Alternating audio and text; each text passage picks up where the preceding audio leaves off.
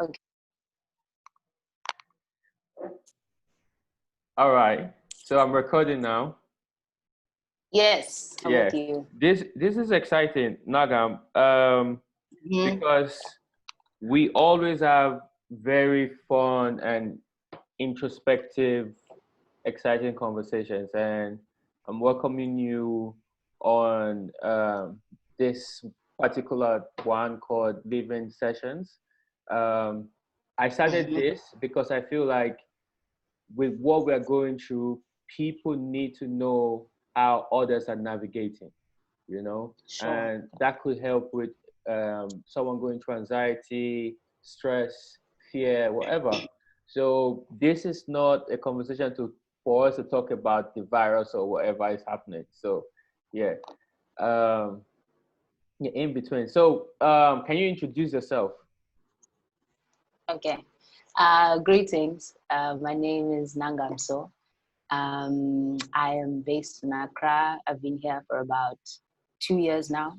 And I'm excited to speak to you and see how the conversation moves. And yeah, yeah. Yeah. So you're welcome, and also, like always been exciting. Um, I'm just thinking about 2 years ago. Wow, you came to Ghana. We met, and it was a very pleasant 2 months. So for those, obviously, a lot of people don't know. When you came to Ghana, you stayed at our place via Airbnb, Mm-hmm. and Mm-hmm. it was really an exciting and interesting time, and also it's been interesting just watching you navigate from when you arrived and now. And I just wanted Mm-hmm. to ask, how has that experience been? The experience has been very overwhelming. I think that would be the word that I use. Yeah, But really, really good at the same time because, first of all, when I arrived, I came here to continue my academic studies yeah, and hopefully leave at the end with a master's degree, which I'm still in the finishing stages of, sort of slowly finishing. yeah, But ever since I arrived, so many things have like blossomed outside of that. I've had the privilege to work with different people in the creative scene, yeah, work with, different, like tap into different sides of myself. And it's been really, really exciting to just sort of navigate and see how the creative scene is sort of expanding yeah, and what is my place in that scene, and do I have something like to contribute to the physical space that I'm in, which is Accra, which is Ghana, which is Africa, and what is it that I have to give yeah, to the space. Yeah. yeah. It's that's nice. So just looking at what you said and knowing that you've been here for 2 years, and also you're going to be done with your master soon. Do you see yourself um, continuing your living in Ghana?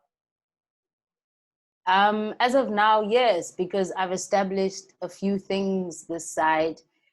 So all of those things are things that can be moved to a different location. Yeah, But for now, I think I'm very interested in remaining in Ghana, maybe not Accra. I'm yeah. sort of looking at other regions to maybe live in. Oh, okay. But for now, I am set on this part of the continent, at Yeah, least for the next few years maybe. But I'm like naturally a mover. Like I yeah, don't like to be in one place for too yeah, long. yeah, So yeah, if an opportunity comes that allows me to move, preferably to another part of the continent, then I think I would yeah. maybe try navigate that. Yeah. Okay, so obviously this really does connect to the next question, because you're a mover. How has this period affected the mover in you? It has been the most magical time for my um constant need to be doing something, moving somewhere, because it has allowed me to, I mean, there's never really a time in the world where there's been complete like silence. Yeah. And I mean, yes, there's a lot of noise digitally. Yeah. There's a lot of noise happening on social media and all Yeah. of that. But when it comes to the physical world, everyone is in isolation. And obviously not to disregard people that are like working, healthcare workers, Yeah. people that are making food, all of Yeah. that. Like they're really working even overtime. But for my personal experience, it's really been a good time because it's sort of forced me to sit in a place where I might have automatically just moved, because it's like, Yeah. okay, so I don't want to deal with that, so let's move on to the next thing, or here's another exciting thing. Whereas now I'm sort of forced to sit and reflect and what's the word, yeah, do a lot Introspective of thinking. introspection, like a lot, yes, a lot of it. Yeah. Yeah.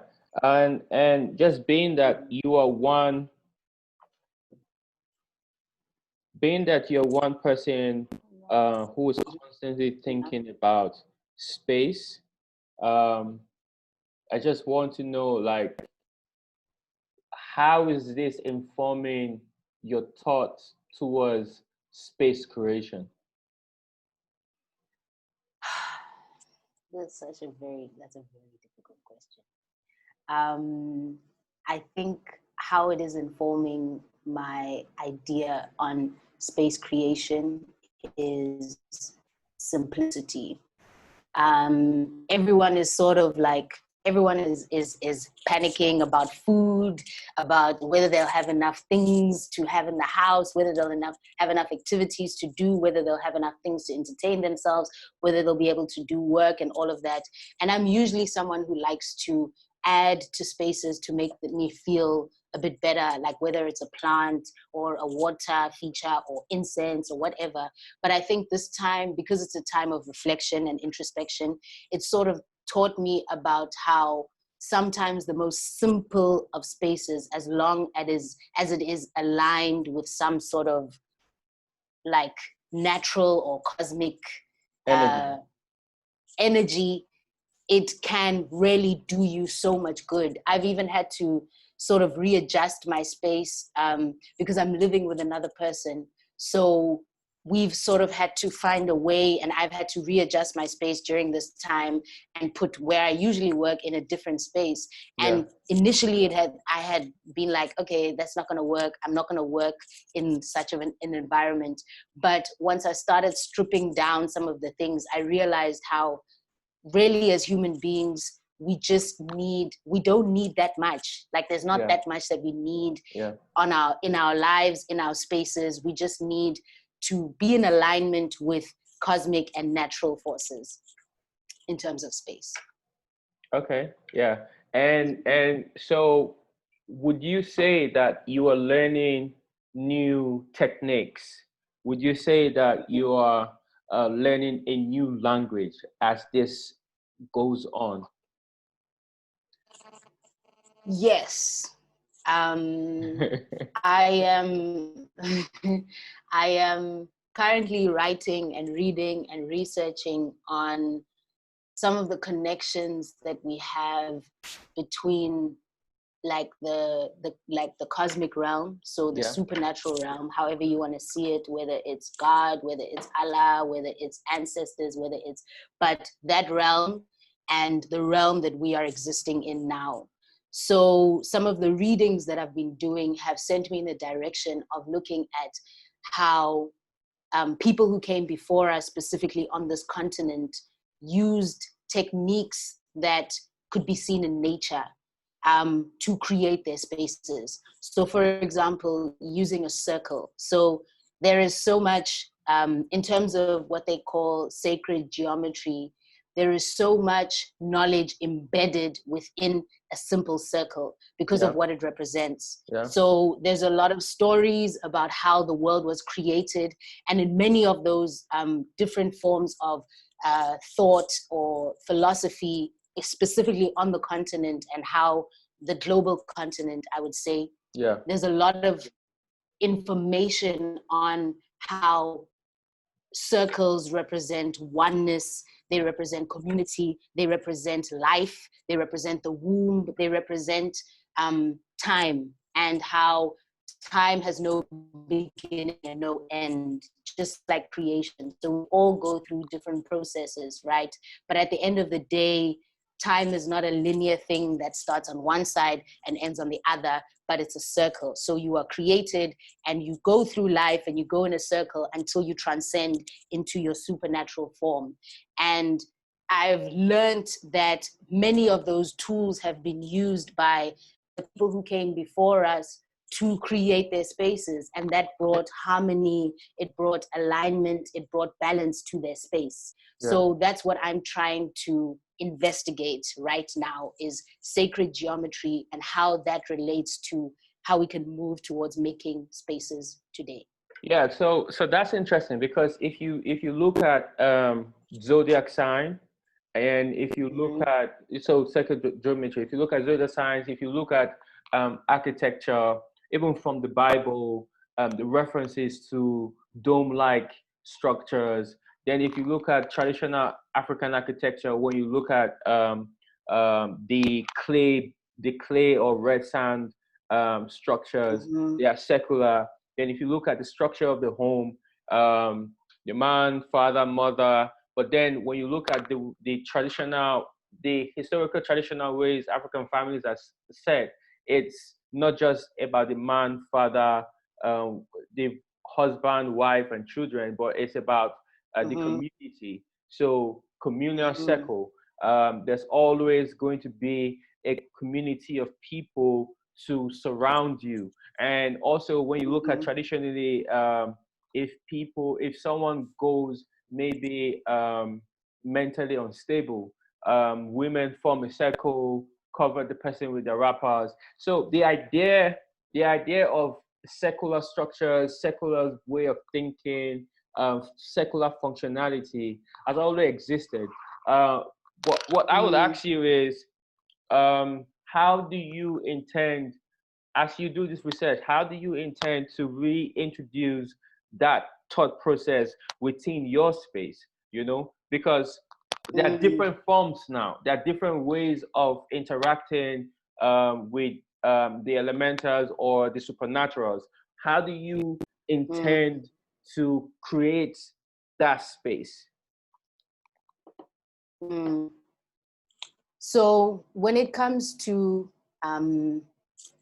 space, I'm also even trying to like figure out the difference or the connections between physical space, social space, because now we have a whole like digital space that we're working in, and even just spaces within spaces. So you have a concrete structure that has different spaces inside, and looking at different how different compounds, specifically in West Africa. So looking at some Igbo compounds, looking at some of the Dogon architecture of Mali. There is a lot of circular motion, not just in the structure itself, but in the flow of movement, right? So moving from one point to the next. So even when you're looking at a compound with various structures, whether they are circular or square or rectangular or whatever, how is the flow of, oh no, what happened?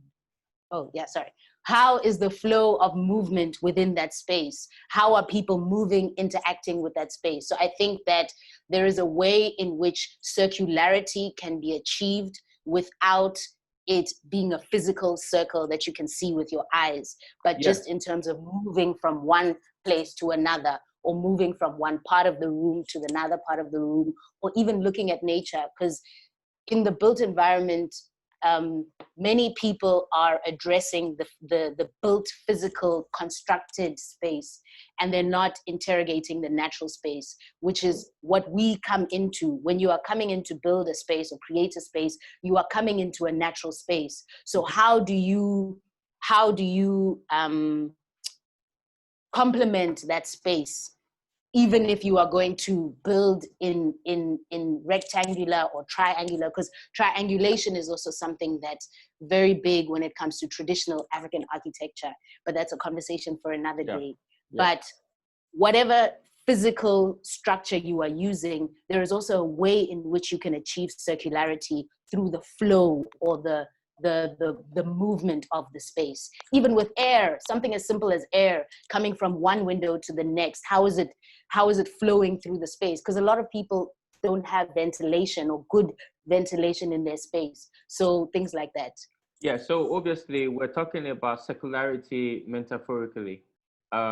Yes. So in that note, on that note, do you think that our stepping away from a secular perspective, secular way of life, is the reason why maybe we are no longer practicing a strong, will I say, communal, um, we no longer have a strong communal practice? Yes, I would definitely say that, because there's so many. So, where do I start? I think that even when we're looking at the way in which we consume, right? Yeah. Something as simple as using a like fruit, like if you're eating an apple, a lot of us usually take that apple and then we throw it in the dustbin, and then the dustbin will go and sort of deposit it in a refuse or whatever. Whereas there are certain ways in which the lifetime of that apple can To come full continue. circle. So for example, if you are eating the apple, then you use it as compost, you're putting it back into the ground, it's feeding. It says my internet is unstable. Okay, it's feeding the soil, which will then create other things. So it's like we are just taking, and we're taking and taking. Like for example, from nature, there's litter everywhere. We are burning trees or cutting down trees just because we want to build, and it's like we are taking and taking and taking from nature, and we are not giving back. So that process of what's the word? Interaction or transaction? Interaction and reciprocity. Yeah. Reciprocity. That process of reciprocity is not existing. And even in human beings, like we're just taking from people what we want and then going, or we are taking from systems, like big chunks of money from different systems and leaving and not giving back or whatever. So yeah, I think so. Yeah. So how's this informing your day-to-day living? It is sort of making me look at everything that I do, from waking up in the morning to what practice am I doing immediately when I wake up in the morning? How is that enlightening me about my place in the world and my interaction with different beings and bodies in the world? So I think I'm at the stage where I'm really sort of making myself aware of things, because it is something that has recently come to my understanding. Is something that I'm trying to think of, like every single activity that I do. How is this contributing to me? How am I giving back to nature? If I am doing something like eating, or how even the process of eating food, a lot of people see it as you're just fueling your body, or you're just eating so that your body can feel full, whereas food is information, and Yeah. food is there's a process between you consuming food and what it does in your body. So if you are taking time to be mindful in that moment, there is also a reciprocity between yourself and the food that you are eating, and it is giving you the nutrients that you need to be able to be mindful about your actions in the future. So yeah. So would you say, like, I think you made a little reference to this. Would you say this time that you have is a gift for reflection? Definitely. I think it Yeah. is a gift. Definitely. Yeah. So I also know that you are far away, physically far from loved ones. Um, how's that been? Now knowing that, okay, there is this thing, just moving around, and no one is truly protected from it. How is this affecting conversations with loved ones? It's definitely making me communicate with my loved ones more often than maybe I would have in the past. It's also making me appreciate family and the bonds that I've had, like back where I come from. Yeah. And it's also, I mean, at the beginning, obviously, there was a sense of uneasiness because of how, well, I'm from South Africa, but how South Africa's rates in terms of the virus itself are increasing, and how people are really not taking this into account, as well as how it is affecting certain communities that are marginalized, and certain communities that don't have the opportunity to really combat it the way that I may have the opportunity to. So that was kind of scary, because I have family members who stay in those areas. So it's like, it was, at first it was a bit like uneasy, but now it's really been good, because I've been able to communicate with my family without there being oh, I have to do this at 2:00, or oh, I have to do this, or oh, I have to, like, we can just sit and talk. And speak about like more the inner, and not because usually the conversations are like, what did you do today? Oh, who did whatever say. Whereas pretty much every day you're doing the same thing. So there's only so many questions you can ask. So then you begin to have conversations about real things. So yeah. I think it's also just helping us for those who haven't taken the time to really understand the digital space. I think it's now just forcing us to face digitalization, face the virtual realities, and come to a conclusion who we are within this virtual world that we find ourselves. Yeah. So what do you think? What do you think you have learned new about yourself within this short time? Say that again. What do What have you I learned think? about myself? Yeah, within this short period. Yeah. I've learned that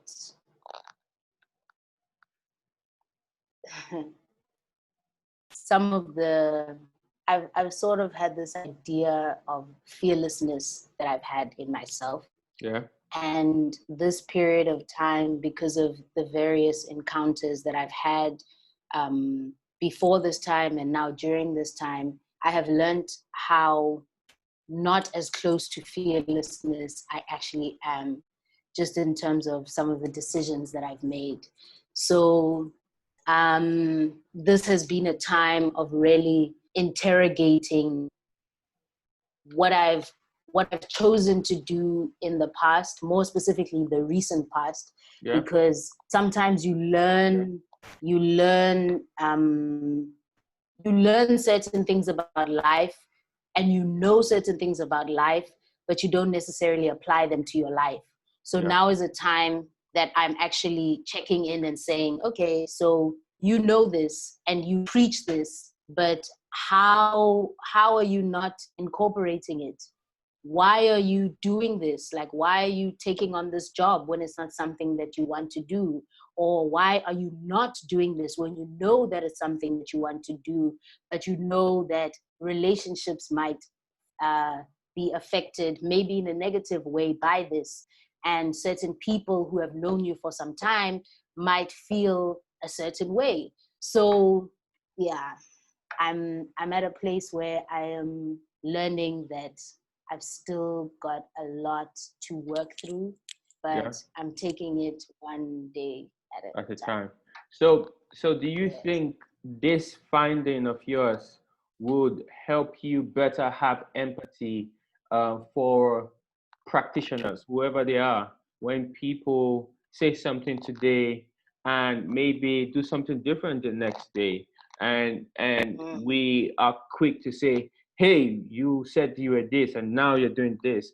Do you think this finding of yours gives more empathy? I think so. I think that, yeah, yes, I think so. Yeah. So as we are ever evolving, what how do you want to come out of this? If you even thought about this, how do you want to Mm. come out of this? Because for I me, want I to, think this is a transitional period. The world as we know it, functionality as we know it, spirituality as we know it, sensitivity as we know it, love, language, whatever you think the realities of life are, I think they are forever changed and altered. It might not be vivid, it might be silent, but how do you see yourself coming out of this? I see and I hope for myself to come out of this a more, someone who is more true to their actual being. Um, because I think that there's a lot of noise in this world. Like, Yeah, there's a lot of noise, and it can really like attract you and like make you feel like, okay, this is something that I could, but you know that you're moving small away from where you are supposed to be moving towards. yeah, So I want to leave this stage. I mean, no expectations, but I would hope to leave this phase having a very like a certain understanding about how I want to navigate the next couple of months, where it comes to being able to say no more, and say yes more to other things, based on knowing my true inner like yeah, self, yeah, and what my purpose, or yeah, what my purpose is, because I think purpose evolves, but what my purpose is for now, yeah. and living up to that, and be holding myself accountable to Accountable. that without the noise of the rest of the world. Yeah, because noise can be very distracting. That's why I Yeah, think that this is a very good time for everyone. If there is a way that you can try and ask for help to help you sort of like take mental, like things that are occupying mental energy, if there's a way that you can ask for help so that you can take that space to really tune into yourself, because this is a very, like, this has never happened where the first, world first, just, first, first experience. so so this is really a time to do that. Like, the world will be, whenever this thing finishes, the world will be loud again, maybe even louder, and you will now need to go back to, or so if you've been thinking about doing something but haven't had the time to sort of strategize it, now is the Yeah, time. yeah, Or thinking about, yeah, so I think this is the time for all of those things. yeah. I think being able to self-reflect, um, and also just being your first, um, the first. I think holding yourself accountable, being that person that you can always look into the mirror and hold yourself accountable. It's Mm. something that, times like this, give as a gift. Um, but so on a lighter note, like what are you eating, What am I eating? like day to um day? Day to day. So I'm currently doing a raw food fast, to sort of strengthen my immune system, um, because it's really been like, this time is really a time to think about what you are consuming, Yeah, because unfortunately we only think about our health once we are ill, or once our health is not intact. So I'm trying to really like build up my immune system soldiers so that they are not affected by certain things. So I'm taking a lot of ginger, I'm drinking a lot of teas, like pineapples, like taking the peels of pineapples and boiling them and making that a tea. I'm eating a lot of fresh food, like raw food. I'm like for example, cucumber, tomatoes, lettuce, like making a salad, making different variations of like salads and all of that. I'm eating a lot of nuts. But ginger is like an element that is The running center. through a Yeah. lot of them. Garlic, a lot of a lot of garlic, a lot of things like rosemary, turmeric is also really good. Yeah. Beetroot is also really good for the immune system. So yeah, and I'm trying to drink a lot of water. Okay. On that note, I would. What are you eating, please? What are you Oh, eating? okay. Um, Yes. for me, I'm eating a lot of. I'm cooking. I'm cooking a lot. I love cooking. My Okay. partner also loves cooking, so we're cooking a lot.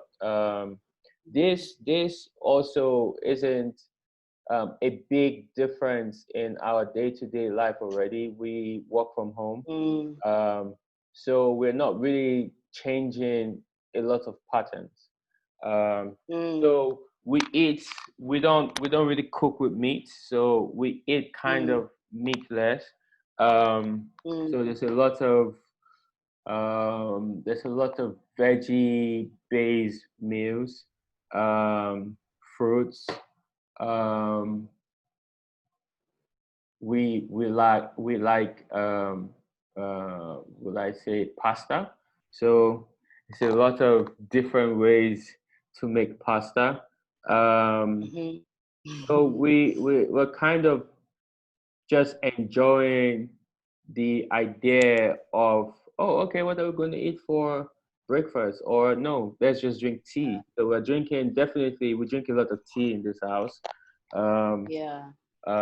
we drink a lot of water, and Mm, lemon, ginger also are very reoccurring things in this house.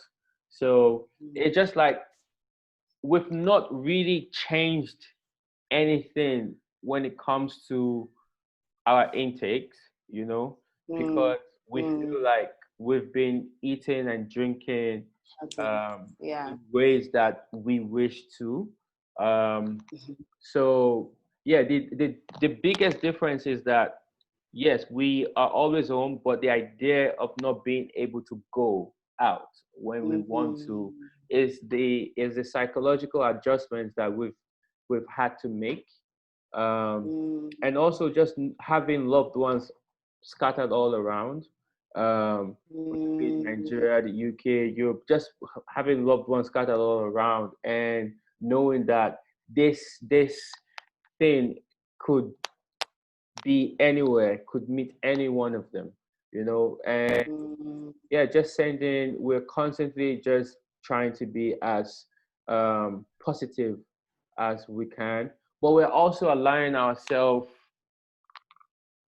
feel the intensity when it comes, and just releasing it, rechanneling it, redirecting it. um mm, yeah, I think we are being also more conscious.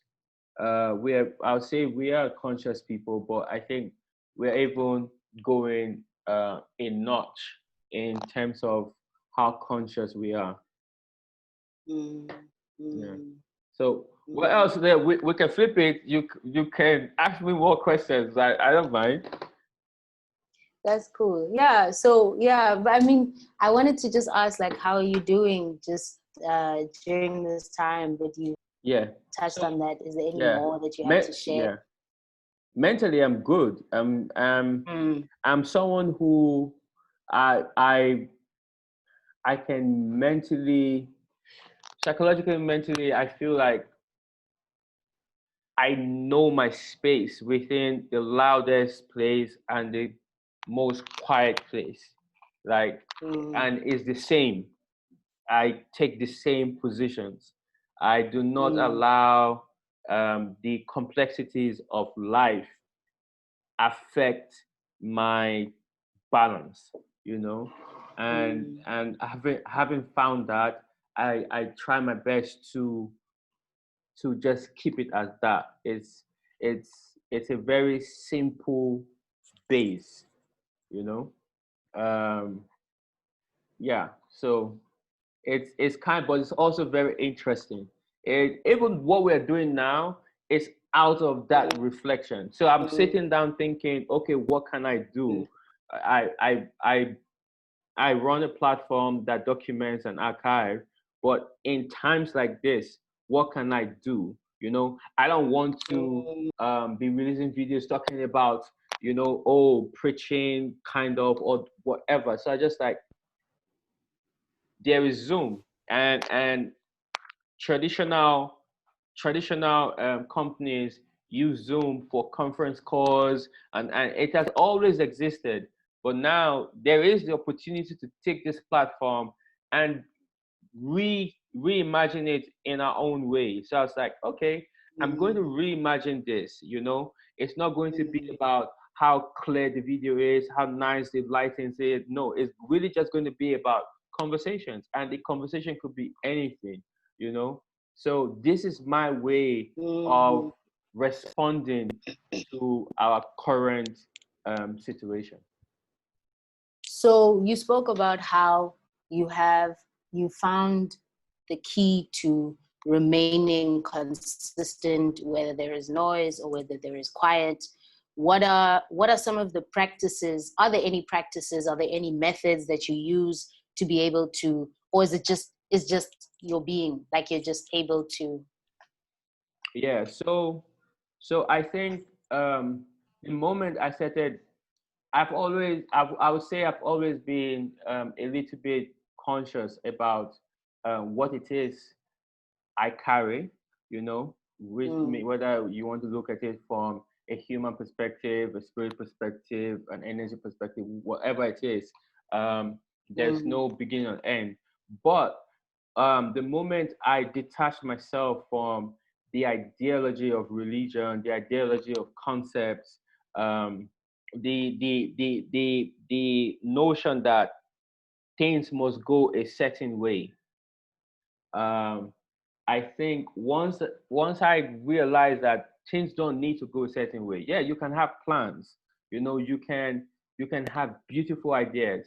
You know, and they might go well the first year, and things might change. The ability to be flexible, to become water, as if I could use that as a reference, to become flexible, but the idea of becoming water doesn't mean that you're constantly changing. It means you're constantly taking shape, you know? So in times when you need to be rigid, then you are comfortable being rigid. And in times when you need to be bubbling, you are comfortable being bubbling. I am in a space where I'm okay with taking the shapes, you know, that I need to take. Um, but I'm also just rediscovering my vulnerability within this physical space, you know, which is also a practice of selflessness, you know. Yeah, so it's been a journey, which is also the foundation for me questioning my um, being a man, you know, and the restrictions and responsibilities that come with that. And when I say restrictions or responsibilities, I'm not talking about the restrictions. I'm saying restrictions in terms of the ideas of what a man is, and responsibilities in terms of um, unlearning and relearning what I want my man to be, you know? Okay. So, yeah. Yeah. And learning. Say the last part again. Unlearning Mm-hmm. what it is a man is, and Mm-hmm. relearning what I want my man to be. Wow. Okay. Yeah. I hear that. I hear that. So why has that, is it just a, like, why has that specifically come at this time? Is it something that was just, was it sparked by something, or is just the time Oh, for it? oh no, no, it's not even this time. This has been me now. This has been my journey now. I would say in the Okay. um Past. always been curious, but when I stopped drinking, I would say when I decided to stop drinking in Mm, 2008, I decided mm-hmm. to take more responsibility, Mm, you know. okay. I would say the journey of this very thoughtful, conscious person that I am, the journey of taking responsibility for that, because I would say, just looking back, I've always been a bit conscious. I've always been a bit alert. I've always been a bit aware. But taking responsibility for that, you know, Mm, and saying, no, mm, this is the formation I want. No, I don't like this, so I don't want this. You know, taking responsibility for the person that I am fully. mm, Yeah, started in two mm, thousand and eight. Yeah, mm. Wow. yeah. That's good. So it's all that I am. You know, I was having Mm. a conversation yesterday and even today, and I was saying that my main practice is the life that I live. Your main practice is the life that you live. Yes, and everything is an offshoot of that. Uh, whether be Yeah. whether be it a concert, whether be it a festival, whether be it an album, whether be it an exhibition, whether be it a talk, whether be it a Mm, platform, whatever it is that I put out there in the world, it's all from the life that I'm living. So the foundation and the center of everything is who I am and the mm. life I live every day. And I think that that's a very important thing to make note of, like just in terms of how a lot of a lot of people define themselves based on the things that they do. So if you're a musician or you are a writer or you are a banker or whatever, it's like there is the external internal approach. It's Yeah. like you take from outside and you come back in. And I mean, that's even something that I am sort of working through, just in terms of starting from within and going out. So take out all the things that you're good at, take out all the things that you feel like you are, like you can contribute to, but just who are you, who's your being, who's your essence, and then from there moving on to that, and then finding a way to express that with the projects or the different things that you are Yeah. involved in. Yeah. Yeah. So it's really, this is the most important thing. You know, people Mm, think that the things that stand you out are the projects you do. Yes, those are important, you know, because the projects you do might have ways of affecting lives now and even in the future, you know, and even maybe might even help substantiate things from the past, you know. But the life you live is the most important footprint that you leave. mhm, You know, it's your most important footprint, you know, and it might be silent, unseen footprints, you know, and that's also something that people struggle with, the idea of not seeing, you know. But the importance of the life you live, for me, this is my perspective, the importance of the life you live, that's the most important footprint that you can present to the world, whether be it unseen, whether it be seen, you know. And that is the reason why for me it's paramount that the people that I care for or the people that I allow into my space, that have an inkling to the life they live when they go into their home and shut their doors. mm. Because that's the important life. Yeah, that is. Yeah. That is. Yeah. Yeah. So, Nagam, it's been exciting. It's been interesting. Yeah. I think we should plan another conversation, and maybe this time the next conversation, maybe you should just go and say, oh, okay, I want to just maybe you should lead the next conversation. Okay. Yeah. And yes, and we can use this to finding and knowing more about ourselves. It could Yeah. this actually has happened several times. When you just Mm. arrived, we had several long conversations like this, Conversation. Yeah. and it's interesting to put it out there, and you can never tell who's going to stumble on it and who Mm. is my help redirect or reshape or just inform. Yeah. But that's why the work that tech is doing is very important, because you guys are archiving even some of the most, like, what people would call mundane conversations. But at the end of the day, these are conversations that will be seen in years to come, and people would have known what's being spoken about at this time in 2020 during the Yeah, coronavirus. Like, yeah, it's like, what are the people actually saying? Not yeah, what are the news headlines or yeah, whatever, but like, yeah, what do people think? Like, what yeah, are their minds going? yeah, So yeah, I think it's cool. yeah. So I'm excited to see how where this leads, and Mm. constantly appreciative of people like yourself who are always ready to say yes to ideas of collaboration and just ways of supporting the platform. So thank you very much for being one of our first moderators, and and and I look forward to a lot of other things that we'll do.